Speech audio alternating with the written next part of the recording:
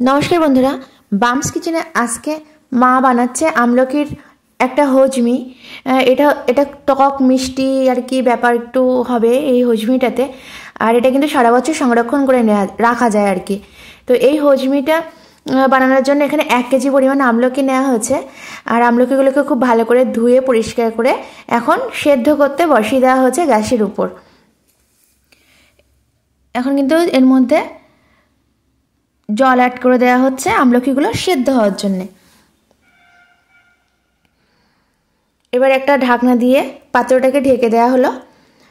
আর কিছুক্ষণ পরে চলে এসেছি, এই মিনিট 15 পরে দেখুন আমলকিগুলো কিন্তু একদম সেদ্ধ হয়ে গেছে। এবার আমলকিগুলোকে একটু ঠান্ডা করে নিতে হবে। তো সেদ্ধ হওয়ার পরে আমলকিগুলো ঠান্ডা হয়ে গেছে। আর এখন এই আমলকিগুলো কিন্তু হাত দিয়ে দিয়ে ছাড়িয়ে নিতে হবে। ঠিক যে প্রসেসে মা দেখাচ্ছে এই প্রসেসেই কিন্তু এই আমলকিগুলো এরমভাবে ছাড়িয়ে নিতে হবে। আর যেহেতু সেদ্ধ হয়ে গেছে ঝটপট এগুলো ছাড়িয়েও যায়।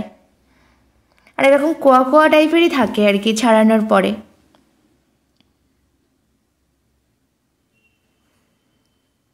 এটা সেদ্ধ জল দিয়ে সেদ্ধ না করে কেউ যদি স্টিমে সেদ্ধ করতে চায় সেটাও কিন্তু সম্ভব। তো সমস্ত আমলকিগুলো এখানে ছাড়িয়ে নেওয়া হচ্ছে। এবার কিন্তু আবার আর কি গ্যাসের কাছে চলে যেতে হবে। আর যে মশলাগুলো লাগবে এই মানে হজমিটা বানানোর জন্যে, তো সেই মশলাগুলো আমি একটু দেখিয়ে দিচ্ছি। এখানে নেওয়া হচ্ছে গোটা জিরে, গোটা গোলমরিচ, আর জোয়ান, এটা হচ্ছে মৌরি, আর ধনে, গোটা ধনে, এটা হচ্ছে গুড়, আর চিনি, আদা, আর এর সাথে দারুচিনি, লবণ, আর নেওয়া হচ্ছে কতগুলো লবঙ্গ। এবার কিছু মশলা আর কি শুকনো মানে কড়াইতে ভেজে নিয়ে কিন্তু গুঁড়ো করে নিতে হবে, সেই জন্য দিয়ে দেওয়া হলো। মশলাগুলো আর কি যেগুলো গোটা মশলা ছিল সেগুলো এখন কড়াইতে দিয়ে দেওয়া হচ্ছে, শুকনো কড়াইতে কিন্তু দিয়ে এরকমভাবে নেড়ে নেড়ে আর কি ভেজে নিতে হবে। খুব সুন্দর একটা গন্ধ বেরিয়েছে সমস্ত মশলা ভাজার। দেখতে হবে কিন্তু পুড়ে না যায়, সেজন্য বারবার কিন্তু নেড়ে দিতে হবে। তো এই মশলাগুলো ভেজে এখন শিলের ওপর নামিয়ে নেওয়া হয়েছে। আর একটা গুঁড়ো কিন্তু করে নেওয়া হয়েছে শিলেই আর কি, এই গুঁড়োটা মানে রেডি করে নেওয়া হলো। এখন গ্যাসের ওপর আবার একটা কড়াই বসিয়ে দিয়ে সেদ্ধ করা আমলকিগুলো অ্যাড করে দেওয়া হচ্ছে। কোনো তেল কিন্তু এর মধ্যে ইউজ হবে না। এবার এর মধ্যে দিতে হচ্ছে স্বাদ অনুযায়ী লবণ, আর কিছুটা চিনি দিয়ে দেওয়া হচ্ছে। চিনিটা যদি কেউ না দিতে চান শুধুমাত্র গুড়ও কিন্তু ব্যবহার করা যাবে। এখানে আখের গুড় নেওয়া হয়েছে, বেশ কিছুটা আখের গুড় এখন এর মধ্যে অ্যাড করে দেওয়া হলো। দিয়ে দিচ্ছে এখন আদা, আদাটা গ্রেট করা আদা। গুড় একটু গলতে দেরি হয়, তো আস্তে আস্তে এর মধ্যে মিশে যাবে। ওই যে আমলকি সেদ্ধ একটু জল ছিল সেটাও এর মধ্যে অ্যাড করে দেওয়া হয়েছে। এবার ভালো করে নাড়াচাড়া করতে করতে কিন্তু সমস্ত কিছু মিশে যাবে।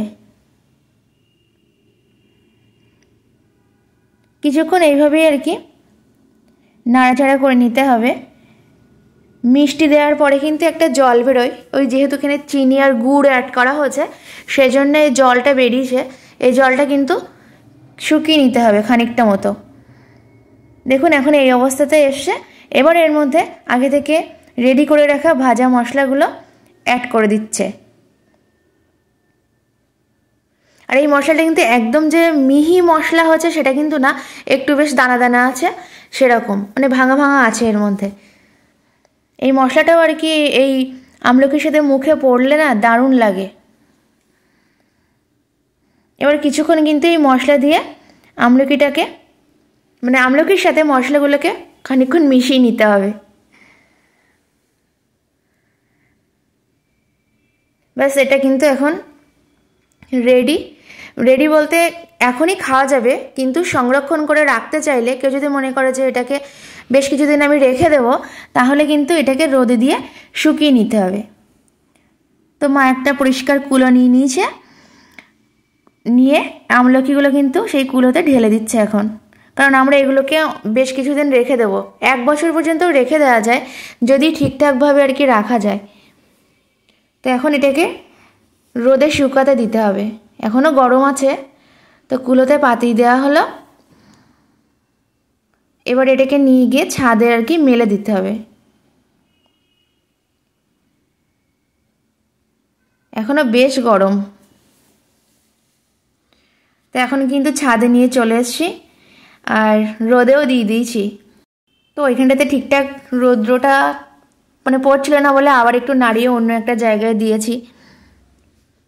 এখন অনেকটাই শুকিয়ে গেছে। আর এটা কিন্তু একদিন রোদে দিলে যে শুকিয়ে যাবে এরকম ব্যাপার না, 2-3 দিন দিতে লাগবে রোদে। তো দেখুন আমরা মোটামুটি 3 দিন মতো রোদে দিয়েছিলাম, তো তারপরে কিন্তু এরকম শুকিয়ে গেছে। আর এটাকে কিন্তু একটু মশারির নেট দিয়ে ঢাকা চাপা দিতে হয়, নইলে কিন্তু মাছি বা অন্য সব পোকামাকড়া বসতে পারে। তো আমরা নেট দিয়ে আর কি ঢেকে দিয়েছিলাম রোদে শুকানোর সময়। তো এখন দেখুন এটা একদম রেডি হয়ে গেছে, আর এটা কিন্তু অনেক দিন পর্যন্ত রেখে রেখে খাওয়া যাবে। তো আমাদের রেসিপিগুলো যদি আপনাদের ভালো লাগে অবশ্যই কিন্তু আমার চ্যানেলটিকে সাবস্ক্রাইব করে আমার পাশে থাকবেন।